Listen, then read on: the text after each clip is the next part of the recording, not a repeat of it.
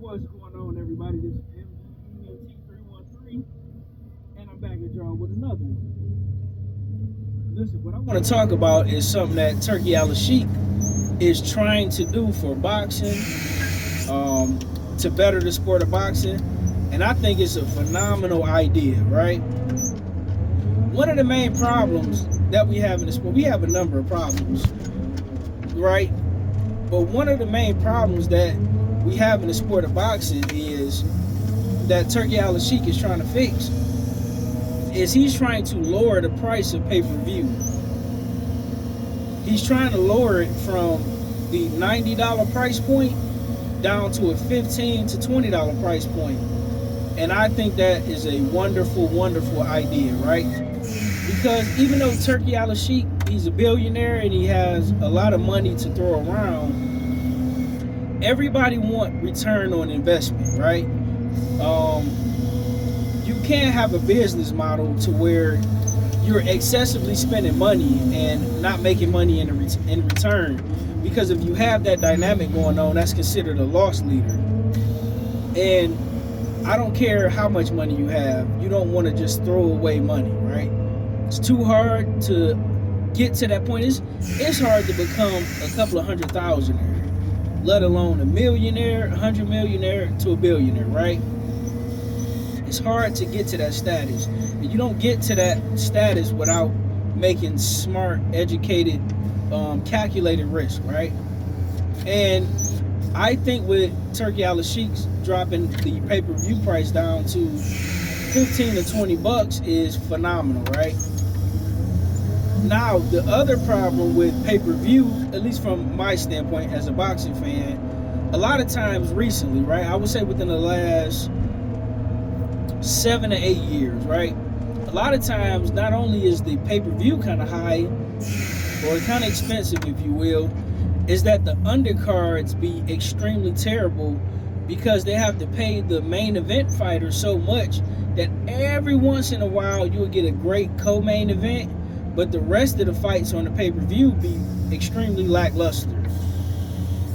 And when you having pay-per-views and you're having people spend the most amount of money or a lot amount of money, you want to give them the best bang for their buck that you could possibly give them, right? That's just one of the problems, right? But what Turki Alalshikh is trying to do is he's trying to stack these pay-per-view cards whenever he has the pay-per-view cards. The last card he did was phenomenal. It had big names and quality matchups all across the board, from the bottom of the card to the top of the card, so much so that you've seen multiple upsets. And as a boxing fan, that's the first time I've seen something like that in years, because boxing has been so bad when it comes to these cards, especially these pay-per-view cards, to where you can't even really gamble on boxing, because most of the time in boxing, at best it's a 60-40 fight, but primarily they'd be like 70-30, 75-25 fights where pretty much the other guy really has no shot, right? Or you might have two guys that have big names, but they're way past their prime. They should have fought 5 to 7 years prior to. And Turki Alalshikh is trying to do away with that old business model. He's trying to get these guys to fight more so when they're in their prime. That way, if they lose, you can still bounce back and have a solid career like the legends and the old school great fighters, right? And I think that's a wonderful idea. And that goes to show you that, he's innovative. He's really coming into the sport of boxing as a true hardcore boxing fan. A lot of these promoters and advisors, they wasn't true boxing fans, in my opinion. They just came in to make a quick buck off the fan and, and just ravage the sport. So much so that boxing is pretty much an afterthought in the USA, right? It's like a very niche sport. At one point in time, right, when you're talking about the 70s and 80s, and especially in the 90s, even in the late 2000s, right? The sport of boxing was almost the premier sport. prior to UFC really coming in and doing their thing, boxing was like the top sport. It was, one of the only combat sports. You was getting phenomenal matchups. Don King used to stack these cards. Bob Arum would somewhat try, but you got pretty much bang. You got bang for your buck, right? And even on regular TV and free TV. Now I want to give CJ Goodfellas Sports TV a lot of props because I just watched his video on it. And one of the things he said made a whole lot of sense. One of the things he said was, yeah, it's cool that you're lowering the price of pay-per-view and that you're putting together quality matchups, but in order to make the sport bigger and to grow the sport, you need to put a lot of these stacked cards and stacked fights on free TV, where it's accessible to everybody for free. Now I know what you're thinking. You're thinking, well, Myron, you said nobody want to lose, or you're thinking MDENT, nobody want to lose money. Everybody want to make money on their investment, right? But a good way to make money on your investment is to take a significant loss up front for maybe a year or two, if you can financially afford it. Everybody can't afford it. But if you can financially afford to take the risk and spend the money the first 2 years to build the brand and grow the brand, and after that, you will pretty much take off because you built a customer base that will not only always support you, but you grew not only from a quality perspective, but you also grow from a quantity perspective, right?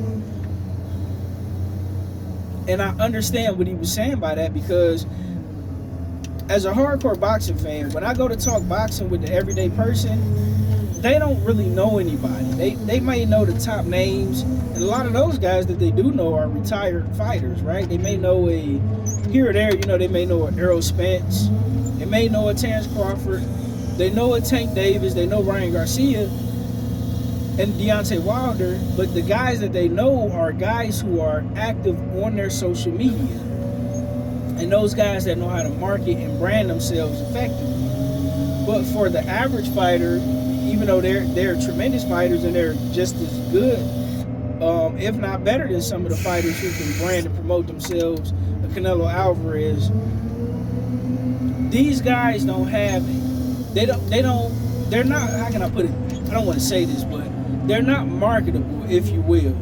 Not because they can't be marketable, but because they don't know how to. Everybody isn't witty, flamboyant. Everybody don't know how to brand and market themselves.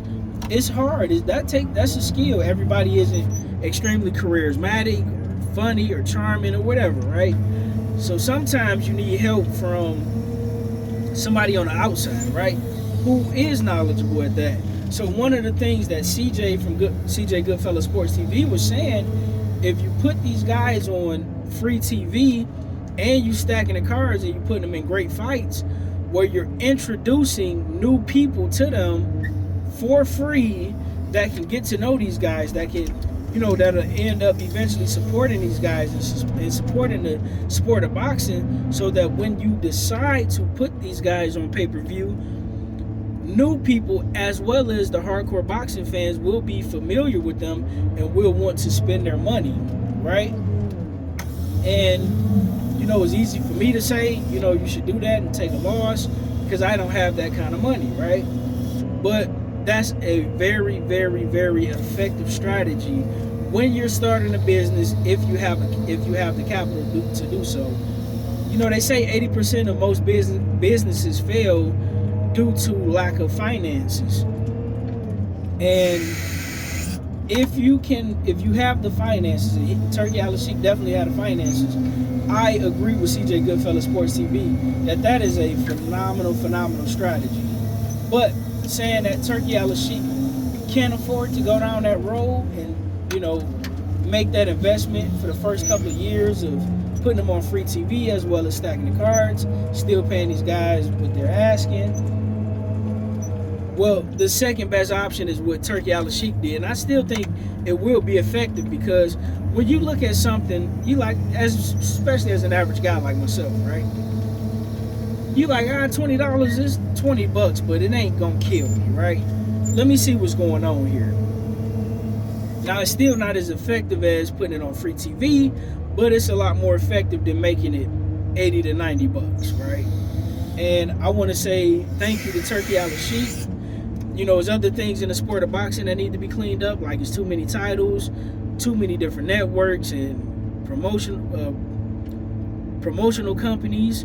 It needs to be all up under one umbrella, up under one channel, up under one entity, so everybody know, well, this is the one-stop shop for boxing. I shouldn't have to go over to ESPN Plus and then go over to the Zone. It used to be Showtime, but now it's Amazon Prime, and I got to go over to Amazon Prime. It's just too much, right? Especially for a niche sport.